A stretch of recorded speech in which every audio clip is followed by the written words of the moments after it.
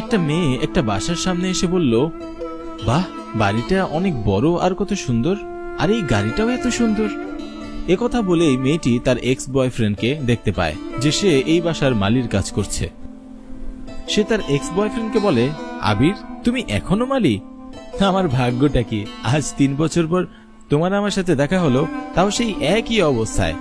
আজ আবারও সুযোগ পেলাম তোমায় নিয়ে হাসি ঠাট্টা করার। আমি একদম ঠিকই ভেবেছিলাম তোমার ব্যাপারে যে তুমি সারা জীবন ঠিকঠাক কাজ করতে পারবে না। দেখো আমি এখন কত ভালো আছি, আর তুমি এখন এত বড় বাড়িতে একজন ছোট মালি হিসেবে কাজ করছো। ছেলেটি এবার বলল, আরে ও সব তো ঠিক আছে, কিন্তু তুমি আমাকে বলো তুমি এখানে কি করছো? মেয়েটি বলল, যাদের এই বাড়িটা তাদের কোম্পানির ম্যানেজার আমার বাবা।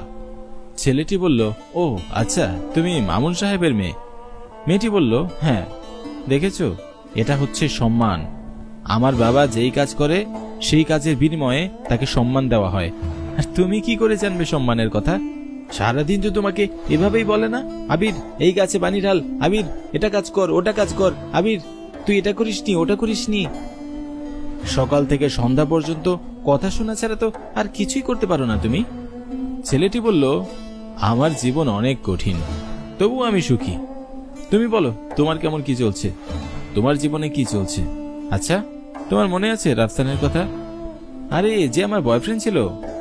আরে আমি সেই দিনের কথা বলছি যেদিন আমরা দুজনে শেষবার দেখা করেছি। তুমি আমাকে বলেছিলে, আরে তুমি আমাকে ছেড়ে যাচ্ছ, আমি তোমায় তো খুব ভালোবাসি, তাই না? আর আমি বলেছিলাম, আবির খালি প্রেমে আমার পেট ভরে না, আর আমারও কিছু স্বপ্ন আছে, আমারও একটা লাইফস্টাইল আছে। তুমি কখনো আমার স্বপ্ন আর আমার লাইফস্টাইল পূরণ করতে পারবে না। গত 3 বছর ধরে তুমি আমাকে বলেছো তুমি অনেক ভালো কাজ করবে জীবনে, তুমি ভালো বড় হবে, তোমার ঘর বাড়ি হবে, তোমার টাকা পয়সা হবে, আরো কত কি, কিন্তু এখনো কিছুই হয়নি। আর তোমার সাথে থাকলে ভবিষ্যতে আমাকে তুমি খাওয়াতেও পারবে না, এমনকি দিনে 2 বেলা ভাতও খাওয়াতে পারবে না। আরে রাইসা, সবকিছুই কি টাকা পয়সা দিয়ে হয় নাকি? ভালোবাসাও তো থাকা দরকার, তাই না? আর তুমি ঠিকই বলেছো, বিশ্বাস করো জীবনে আমি কিছু একটা করব। আবির, ব্যাস অনেক হয়েছে, এখন বোঝার এবং ব্যাখ্যা করার সময় চলে গেছে। এখন আমি রাফসানের সাথে যাচ্ছি, আমি সেই রাফসানকেই বিয়ে করতে যাচ্ছি। আমি তোমাকে ছেড়ে সঠিক সিদ্ধান্ত নিয়েছি এবং রাফসানকে বেছে নিয়েছি। এবং তুমি এটি জানো যে রাফসান কত ধনী মানুষ, তার এত বড় ব্যবসা আছে, তার অনেক বড় বাড়ি আছে, গাড়ি আছে। আর তুমি একবার নিজেকে দেখো, তুমি জানো যে আমি খুব খুশি যে রাফসানকে আমার জীবন সঙ্গী হিসাবে বেছে নিয়েছি, এবং আমি খুব খুশি যে আমার রাফসানের সাথে বিয়ে হবে।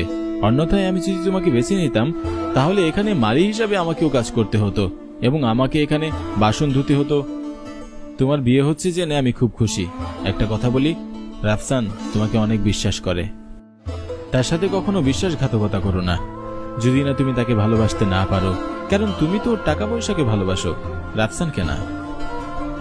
তুমি কি বলতে চাও আমি রাফসানকে ভালোবাসি না? আমি ওকে অনেক ভালোবাসি। ওর কাছে এত টাকা আছে যে আমাকে সারা জীবন ও সুখে রাখতে পারবে। এর মধ্যেই মেয়েটির বাবা চলে আসে এবং বলে, রাইসা, মানুষের সাথে এভাবে কথা বলতে হয়? হ্যাঁ বেয়াদব মেয়ে।